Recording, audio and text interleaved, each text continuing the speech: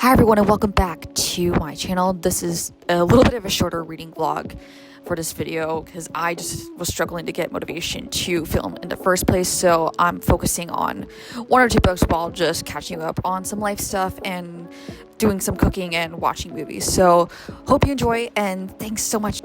I honestly don't know what this video is going to entail. It may be me reading, it may be me doing life stuff, or maybe a mix of it. Or none of it.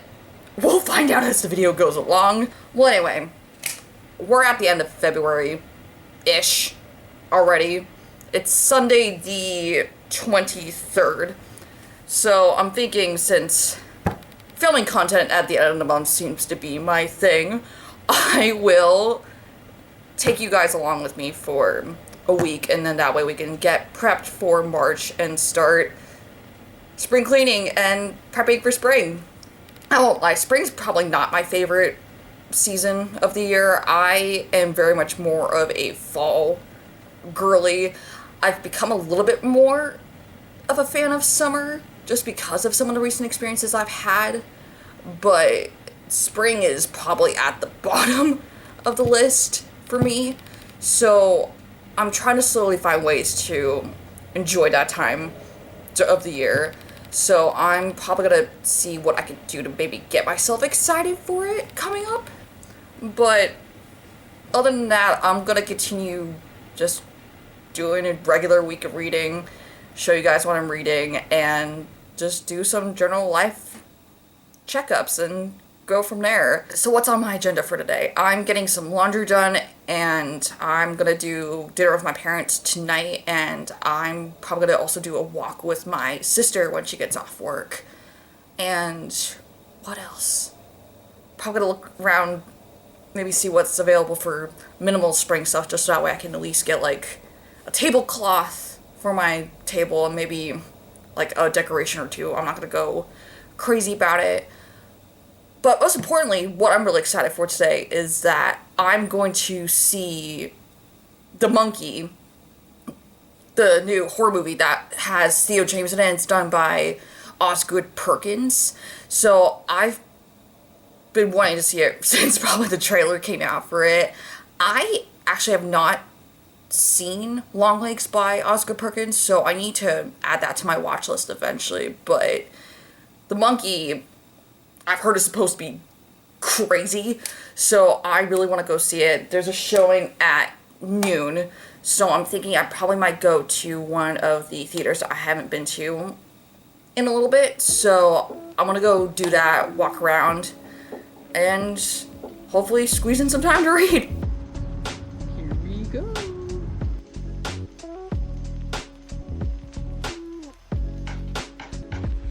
I've literally been up for an hour, but I'm still not awake.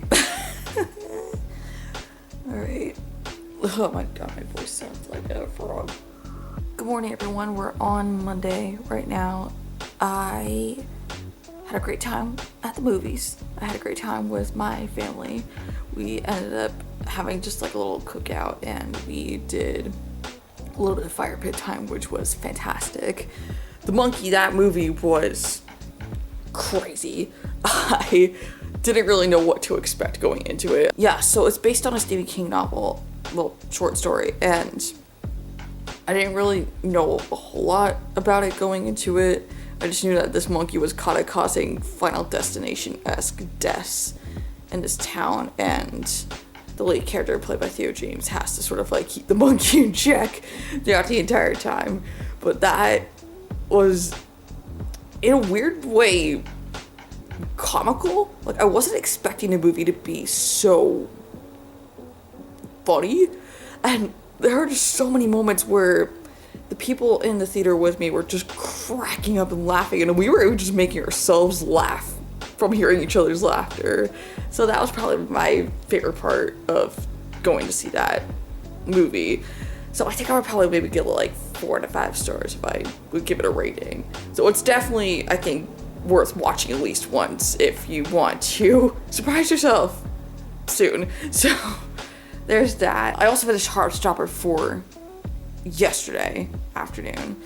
So that was very good. It is definitely a lot more focused on the mental health side of Nick and Charlie's love story. So that was very good, very sad. Definitely please look up the trigger warnings before you read it, because it does discuss mental health and eating disorders and the like. So definitely please read up on those before you go into it, so that way you're not blindsided. I need to figure out what I'm gonna read next, because I don't know what I want to read, and I have so many books glaring at me, staring me in the face, looking at you, Ida Garten, because I know I have not picked you up in a hot minute and I need to get back to you. I'm sorry. Okay, hi, it's me a couple minutes later. We're jumping back into Ida Garten's memoir because I need to finish this, so I'm just gonna restart the chapter I'm at and we're gonna go forward with life.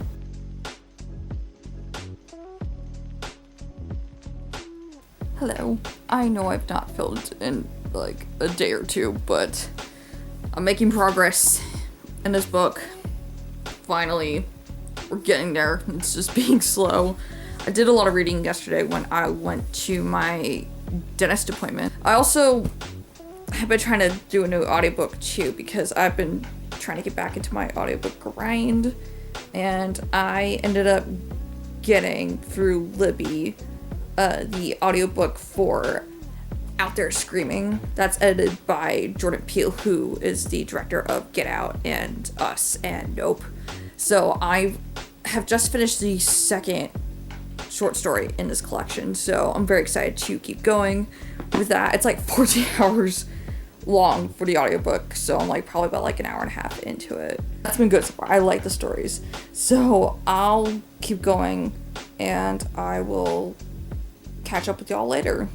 Alright, hi. We're on Thursday now. I just got back from Lyra and I'm working on food right now, but I should update and say that I'm officially past the 200 page mark in Ida Garten's memoir. Since tomorrow's the last day of February, I'm aiming to get this book done. So that is my goal. Will we achieve it? I have no idea. So I ended up getting home from work that Friday night and made a really delicious dumpling soup, which I found a recipe for on Instagram. And I also kept listening to Out There Screaming through audiobook. This one was a very interesting anthology, and as you can tell from my face, I was shocked by some parts of it. I did end up finishing this one in March. There were a few stories that I did love, and some that weren't exactly my favorite, and everything else was kind of in between. So I think I ended up giving this anthology somewhere between 3 to 4 stars. I would highly recommend it. It was a good introduction to new authors, and I'm still working on the dumpling soup. It's fantastic, so I'm gonna go enjoy that, and y'all enjoy my final product. Hello everybody, it is Friday. It is the end of the month, and I am hell-bent on finishing Ida Garten's memoir. So we're hopefully gonna crank this out and get this done. But I also have been listening to Out There Screaming throughout the week. That's been very interesting. The stories are still getting wild, so we're gonna see where all that goes. And I'll probably continue finishing that through March, but I figured for February books, let's get Ina finished up. Woo!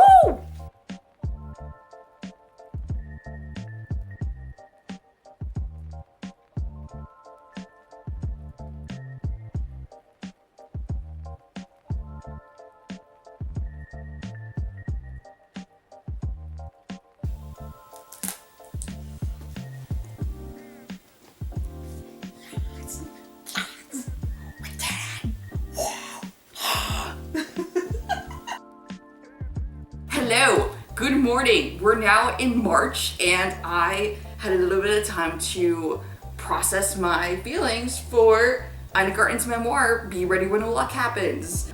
I started this back in January. I finally finished it last night. It took me a while to get through, I think just because there was so much information being thrown out at once. I got overwhelmed with how much was there, but I really liked a lot of the advice that she gave in this book, and she also did throw in a a lot of pictures, a couple recipes from her life. So I really ended up enjoying those, and she is a very good writer. Like I said, I just had a really hard time getting through this. So I think I ended up giving this one somewhere in between 3.75 and 4 stars. I know fans, I'm sorry. Please don't attack me, please. I know this video is probably gonna be shorter than some of my other reading vlogs, but I figured if I just focused on the one book, that I could be able to have more energy for the other stuff that I'm planning to hopefully do for March.